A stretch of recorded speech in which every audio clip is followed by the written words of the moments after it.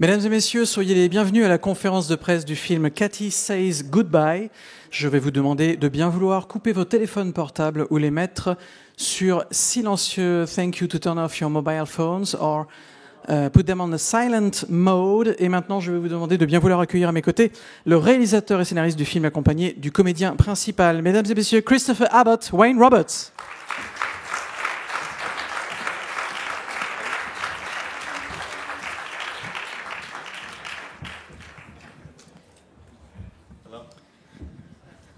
Je vais donc vous demander également de bien vouloir lever la main afin que nous puissions vous faire passer les micros. Y a-t-il une première question dans la salle, madame ici?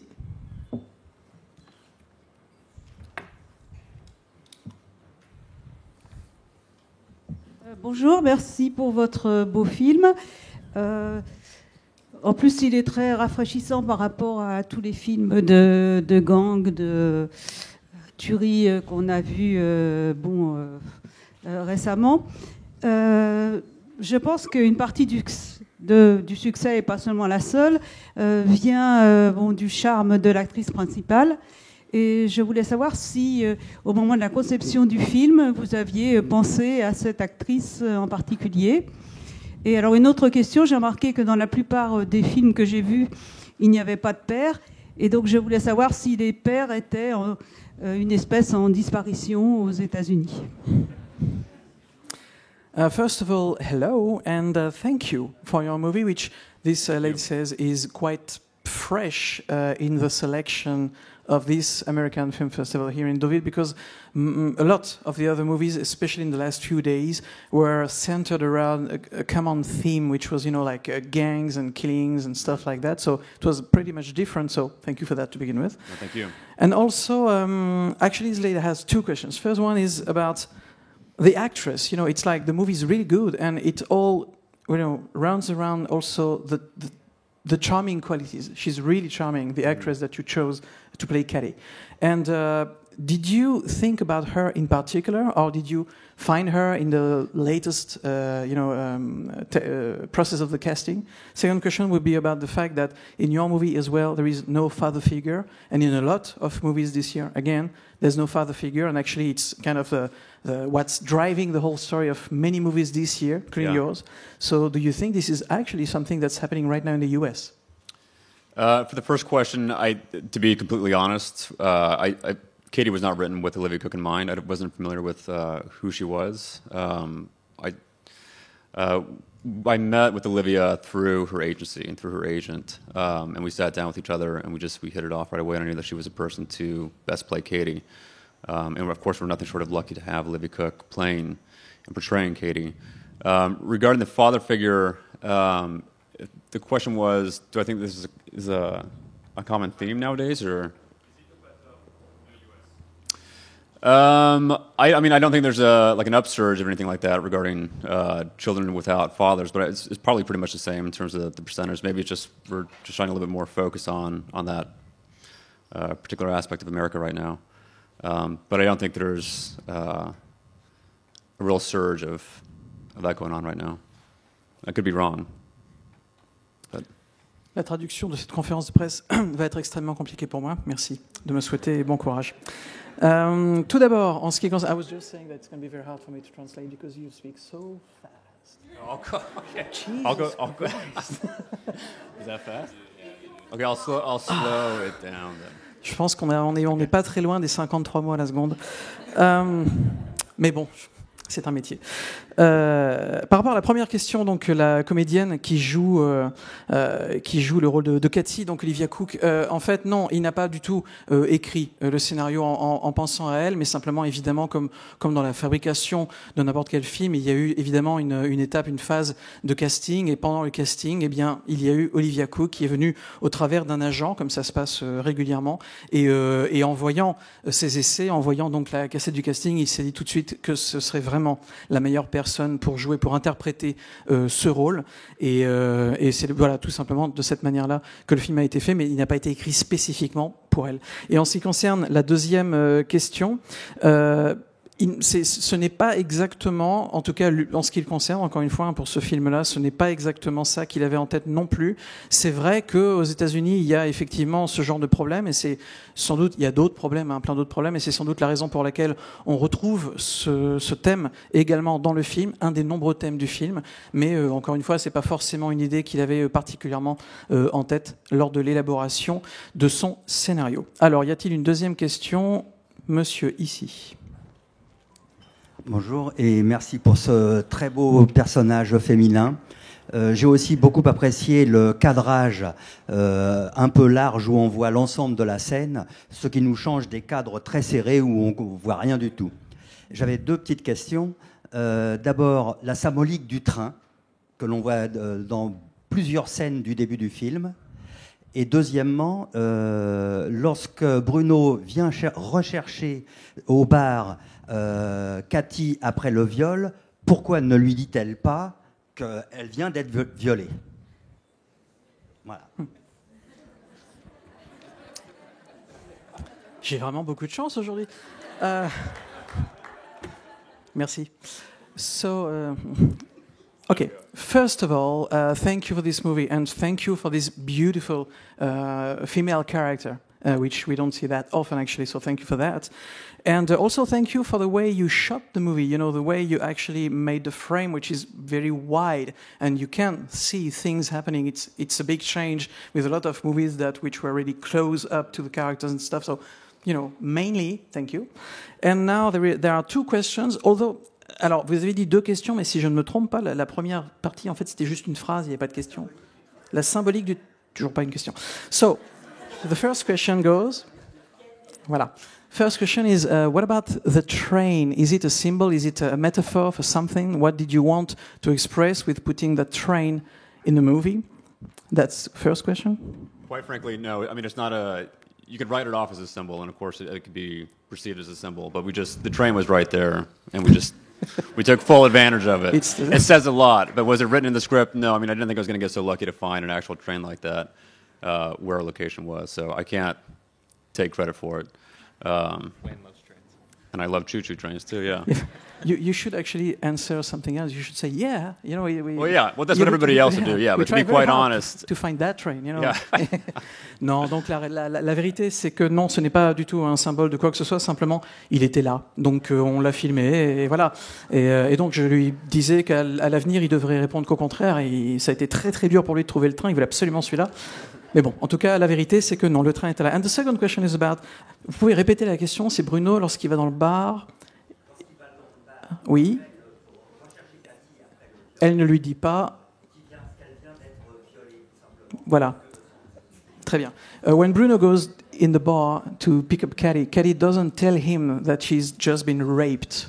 And this gentleman wishes basically to know why. He doesn't say. Katie made a promise to Maddie that she was not going to tell anybody. And Katie is an individual of her word. And so what she says, she'll stand by. And that's what happened. En fait, l'explication par rapport à cette scène, c'est que le personnage donc, de Cathy a fait une promesse de ne pas dire ce qui s'est passé. Elle l'a promis. Et donc, c'est une personne qui tient... Enfin, le personnage, Cathy, elle tient ses promesses. La parole donnée est importante pour elle et c'est la raison pour laquelle elle ne va pas raconter ce qui s'est passé.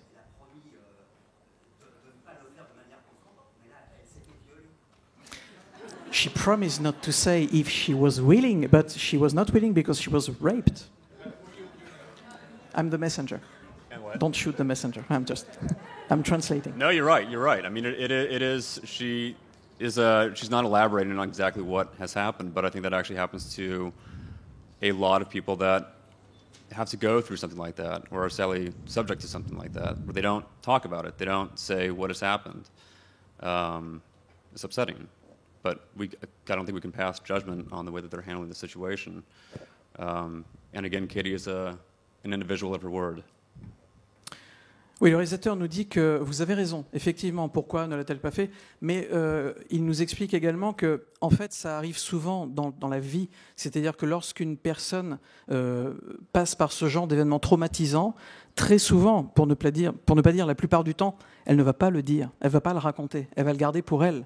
Et donc, parce que voilà, c'est un traumatisme, et en général, c'est très difficile d'en parler. Et puis, encore une fois, il y a également le fait que c'est une personne qui, donc, tient sa parole, etc., etc. Mais c'est vrai que, encore une fois, hein, dans la vraie vie, dans la réalité malheureusement sordide de ce genre d'événement, bien souvent, voilà, on garde ça pour soi. Alors, monsieur au fond, après on reviendra. Je suis désolé, je peux arranger tes affaires. Je voulais savoir, est-ce qu'il n'y a pas un côté biblique dans ce film, et à savoir que le personnage de Cathy est un personnage très christique qui se sacrifie jusqu'à la fin, voire même en remontant aux origines, au mythe des origines, on pourrait y voir la putain du temple babylonien. Désolé. Au revoir. Bien.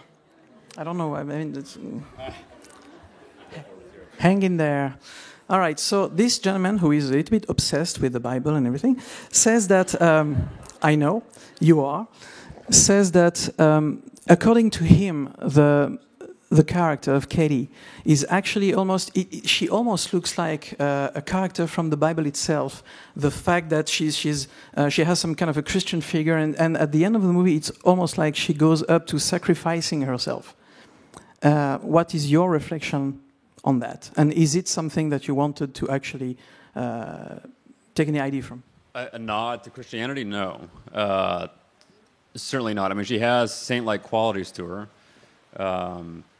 But it's not, no, we certainly try to steer away from any sort of a Catholic or Christian-like film. I mean, Katie has sort of devised her own religion of sorts. She was raised without religion, and she's constructed this this nightly ritual, which is sort of like a prayer to her father. So she's sort of structured her own religion, or her own viewpoint to best navigate the world, but she's not navigated by Christianity or Catholicism. Donc le réalisateur nous explique que, selon lui, en tout cas, non, le personnage n'est Le personnage n'est pas un personnage biblique, en tout cas pas consciemment. Bien sûr, elle a été élevée d'une certaine manière. Bien sûr, il y a forcément certains thèmes. On peut parler de rédemption, de ceci, de cela, que l'on peut évidemment lier d'une manière ou d'une autre à ce qui se passe dans la Bible, ce thème du sacrifice dont vous parliez, etc. Mais c'est pas du tout de cette manière-là qu'il a envisagé la chose. La manière qu'a le personnage donc de Cathy de naviguer dans le monde, la manière qu'elle a d'évoluer dans le monde plutôt, c'est une manière qu'elle a retirée de son éducation, de ceci, cela, mais de le lier vraiment directement à un côté biblique ou christique, non, ce n'était pas, c'est pas comme ça en tout cas qu'il l'a écrit, et c'est pas comme ça qu'il l'envisageait. Une autre question, donc oui, monsieur. Justement, pour rebondir, comment il envisageait ce personnage? Est-ce que c'était pour lui, il voulait faire un portrait à la fois d'une femme vulnérable et forte? Voilà, est-ce qu'il peut développer un peu? So actually, in order to continue on that theme, what about this character? How did you envision this character? This character is at the same time fragile but strong, and what was your idea behind the psychology of the character? I mean, the idea behind Katie was it is her strength. You can say that she's fragile, but I think she is I mean, in my opinion, she's the strongest person that I've sort of come across in some way, despite the fact that she's fictional.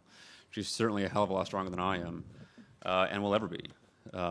It is her triumph, the fact that she takes these circumstances of her life and she doesn't allow it to actually rob her of her innocence. But that's an effort that she makes. That's something that requires a great deal of work on her end. It's not something that comes exactly easy. It might be easier for her than it is for most people, and certainly for myself, but she's wildly strong. And actually, I wouldn't even classify her as fragile. Yeah.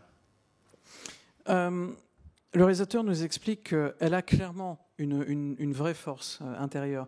Vous parliez tout à l'heure de sa vulnérabilité, mais pour lui, c'est pas vraiment ça. Hein, elle est vraiment forte. C'est vraiment un personnage fort. Il lui dit d'ailleurs que, bien sûr, c'est un personnage fictionnel, Mais malgré le fait qu'elle soit fictionnelle, clairement, ce personnage-là est plus fort que lui-même ne l'a été et que lui-même ne le sera jamais. C'est clairement une femme forte, psychologiquement, bien sûr. Et même si tout n'est pas facile pour elle, elle doit toujours produire un certain niveau d'effort pour arriver à ses fins, mais c'est clairement une personne qui est forte et, encore une fois, qui fait des choses, qui accomplit des choses que lui n'aurait sans doute pas la force de faire ou d'accomplir. Y a-t-il une autre question dans la salle? Monsieur ici. Bonjour, alors c'est une question pour Christopher, puisqu'on commence à s'habituer à lui, puisqu'on l'a vu hier dans Suite Virginia. C'était un rôle déjà de composition très intense. On retrouve ici un autre rôle de composition, avec les kilos en plus, mais toujours ce côté très, très taciturne. J'aimerais savoir si c'est ce type de rôle renfermé, puissant de l'intérieur, qui intéresse Christopher. Well, Christopher, question goes to you. We have seen you here a few days ago with Sweet Virginia, and you were already playing someone who's actually quite far from you. And in that movie, once again, you play a completely different character, someone who is actually much thicker to begin with, physically, and also who is very strong and almost angry, but inside, with an inner strength that is actually quite impressive. Are you specifically attracted to that kind of roles? What drove you into playing that role? For both movies, or just For the for both? but for both. Okay, for both movies. I'm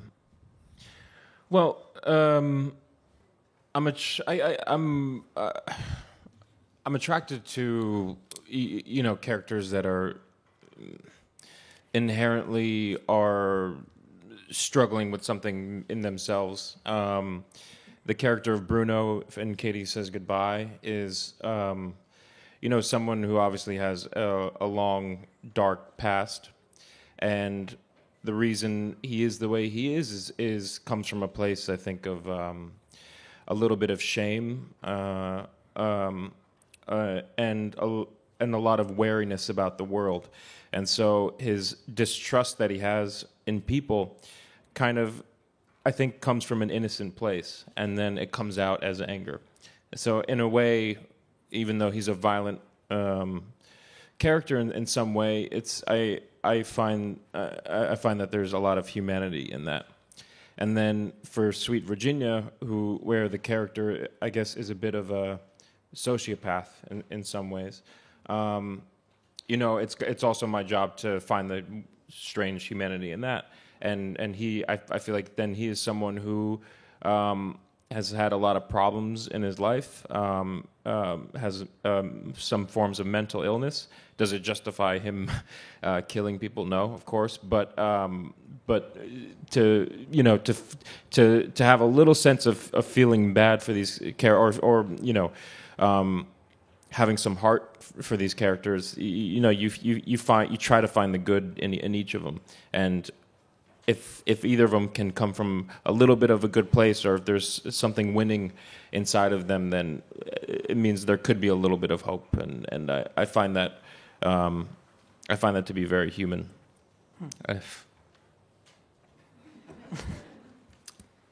Très bien. Christopher nous dit que, en ce qui concerne le personnage de Bruno, donc le personnage que vous avez vu dans le film aujourd'hui, le personnage de Bruno, clairement, on comprend qu'il a un passif qui est assez long et qui est assez sombre, un passé compliqué, complexe, on va dire, et qui sans doute provient de beaucoup de choses qui lui sont arrivées dans sa vie. Il a une honte, il est fatigué de ce qu'il voit autour de lui. Et cette fatigue, ça a donné lieu au fait qu'il n'a plus confiance, qu'il ne croit plus ses semblables. Et ce manque de confiance qu'il a envers ses semblables, eh bien, ça devient une colère qui s'exprime. Et c'est comme ça, en tout cas, qu'il a abordé son personnage. Cette colère, et il a essayé quand même de rendre son personnage, bien sûr, violent, ça c'est évident, violent mais humain. Il y a toujours de l'humain. Et justement, c'est cette part d'humanité d'un personnage aussi violent et aussi tout ce qu'on veut qu'il soit, que c'est son métier de trouver l'humanité dans ce genre de personnage. C'est pas toujours facile, mais il y arrive. Et puisque vous parliez donc effectivement de l'autre film pour lequel Christopher était présent à Deauville cette année, Sweet Virginia, le personnage qu'il interprète dans le film Sweet Virginia, là par contre c'est un peu différent, parce que là pour le coup on est en train de parler d'un véritable sociopathe, quelqu'un qui a un vrai gros problème, mais c'est encore une fois son travail de réussir à trouver l'humanité à l'intérieur de ce genre de personnage. Ça n'a pas été facile, mais il pense que l'autre personnage, donc, c'est un personnage qui a beaucoup de problèmes. Il a même des problèmes, on peut dire, de santé mentale. Il a un vrai problème de maladie mentale. Alors, est-ce que cela suffit à expliquer, en tout cas à justifier le fait qu'il va aller tuer des gens ? Non, évidemment non, mais en tout cas, voilà, c'est le genre de choses sur lesquelles il se raccroche pour pouvoir interpréter ce genre de personnes assez complexes. Il essaye de trouver un peu de bien à l'intérieur des personnages qu'il joue. Et un peu, en tout cas, on va dire un peu d'espoir. C'est comme ça qu'il envisage les personnages qu'il interprète. No problem. Une autre question ici. Madame, au deuxième rang.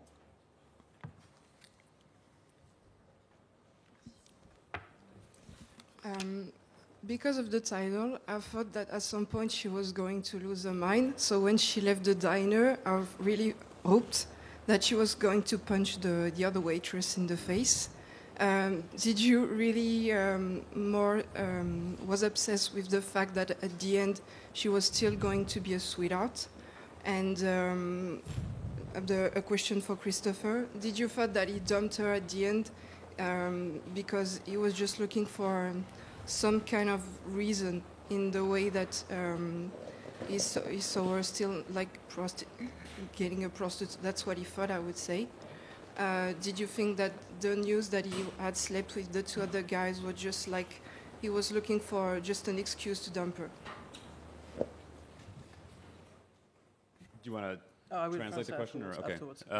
Well, for the first question, regarding Katie knocking out the other waitress, I mean, it would bring great satisfaction to watch her do that, but it's not within her character, and it's not within the moral of the story as well, too. I mean, if she were to do so, she would lose her innocence, and again, I mean, what she accomplishes is the fact that she doesn't let all that stuff really break her down or rob her of her innocence or her outlook on life, that she's still able to see the light within the dark, however bad it might actually be, she's still able to push forward. So if I were her, or if other people were her, then of course I think we would knock her out. We would have played things a little bit differently, but it's not within the character of who Katie is. It simply wouldn't do any good as well too. I mean, at that point, she simply had it, and she's on, like she's moving forward and leaving all that trash behind.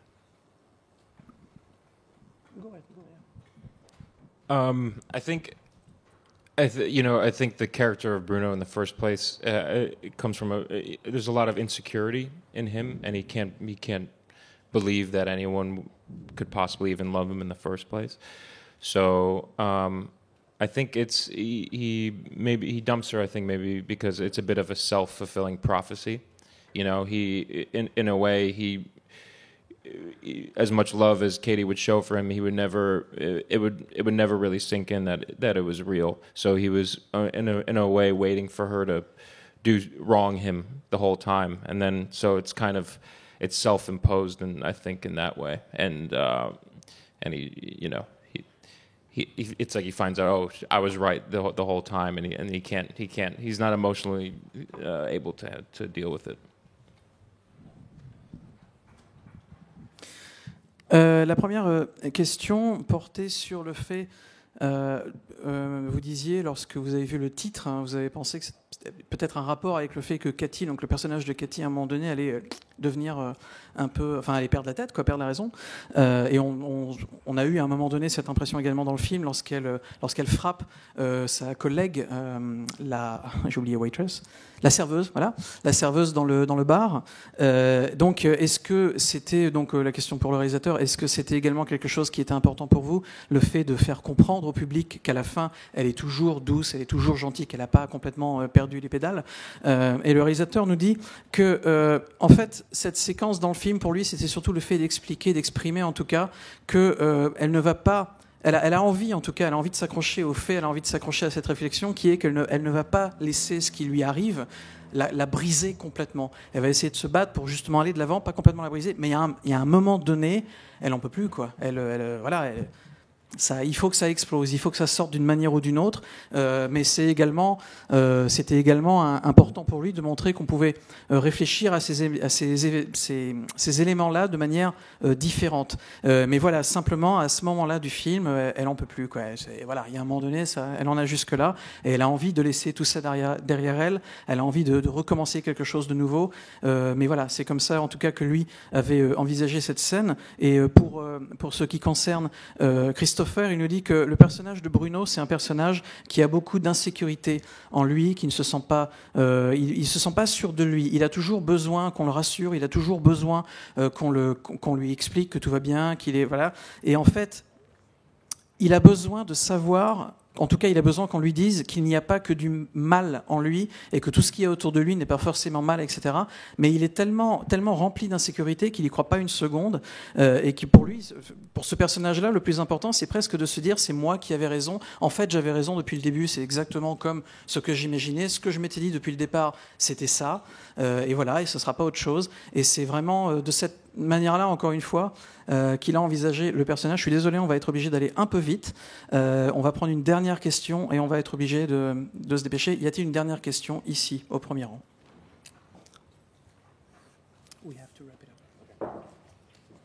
Donc c'est une question pour Wayne. Au moment du viol de Cathy, vous avez décidé de ne pas la filmer elle, mais de filmer donc le passager, je ne sais plus son prénom. Pourquoi ce choix alors que d'autres réalisateurs, je pense à Gaspard Noé par exemple dans Irréversible, mais c'est un exemple un peu excessif, mais enfin voilà. Pourquoi est-ce que vous avez fait le choix de ne pas la filmer en train d'être violée? This lady says that in the movie, actually in the sequence where Katie is raped, you actually decide to shoot not Katie herself, but the passenger actually. And if you compare with some other directors such as Gaspard Noé, you've seen probably his movie. Yeah? It's a little bit an extreme example, but in that case, for example, he does shoot the rape. And why did you choose not to? Suppose two reasons. One, I simply don't want to see that. I mean, it's difficult enough to have that within a work. I think it's important to have that. I think it's important to have a discussion regarding that. But I don't want to see that, and I don't think you're going to do the world any good by showing that. I think there's. I remember reading Gaspard Noé talking about his film, and he thought that he was going to make some changes, and I think that he did. But I think it was his aunt that was in the theater, and somebody was masturbating to that scene. It's just like there are some sick individuals out there, and it's unnecessary. Plus, there are films that already have that, and it's just simply that I don't want to see it. And there's a level of a voyeuristic quality to witnessing that, and I think you still need to hold, despite the fact that the characters are fictional, they deserve respect. I think it's also quite tasteless to have a character die slowly on screen. There's moments within a life that are really quite private, and I think they should stay that way. And matters of death and matters of rape and things like that, the same will hold true to it. So it's for those two reasons why we don't actually see it happen. We still experience it, so that if somebody were to, I don't know, if there's a young man who might actually commit a crime like this, I think he might be able to feel the emotional weight of that act, and hopefully we can prevent something like that from actually happening. But we don't need to see it. La question était en français, hein. J'ai pas besoin de la traduire. Donc la réponse de Wayne à la question, c'est pourquoi il n'a pas filmé le viol en lui-même de manière frontale? Tout simplement parce qu'il n'a pas envie de voir ça lui-même. Et il pense qu'il ne va rien apporter de nouveau ou de bon à la société en faisant voir ce genre de scène, enfin en filmant un viol et en le faisant voir à l'écran. Puisque vous parliez de Gaspard Noé pensait lui aussi, hein, lorsqu'il a fait Irréversible, qu'il changerait les choses, en tout cas qu'il aiderait à faire évoluer, à faire changer les choses. Mais finalement, en discutant avec Gaspard Noé, on s'est rendu compte également que lui-même a raconté que dans certaines séances du film, lors du passage justement du viol, qui pour ceux qui l'ont vu est absolument insoutenable, ça a excité certains spectateurs, hein, ce qui est quand même assez terrible. Donc quelque part, voilà, ça ne change rien, et pour lui, ça n'apporte rien. Donc il n'a pas voulu le filmer. Et puis en plus de ça, il précise également qu'il y a, bien sûr, les personnages dans le film sont fictionnels. Ok, mais même étant fictionnels, il y a quand même des acteurs, des actrices derrière, et puis les personnages existent, ne serait-ce que le temps de 2 heures sur l'écran. Et donc ces personnages, selon lui, mérite également du respect, mérite également, lorsqu'il dit, il prend par exemple un exemple, c'est un personnage qui se fait tuer comme ça et qui meurt très lentement pendant 2, 3, 4, 5 minutes à l'écran. Ça le dérange parce qu'il y pense, il considère qu'il y a certains moments, des moments qui sont liés à la mort, des moments qui sont liés au viol, certains moments, certaines expériences qui devraient rester de l'ordre du privé. Et donc même faire voir ça sur un grand écran, ça le dérange, ça le gêne. Et c'est la raison pour laquelle ils ont décidé, toute l'équipe du film, de ne pas s'appesantir sur ce genre de choses, en tout cas dans le cadre de ce film-là, de ces séquences-là dans ce film-là. Et cette conférence de presse est maintenant terminée. The press conference is now over. Thank you. Thank you.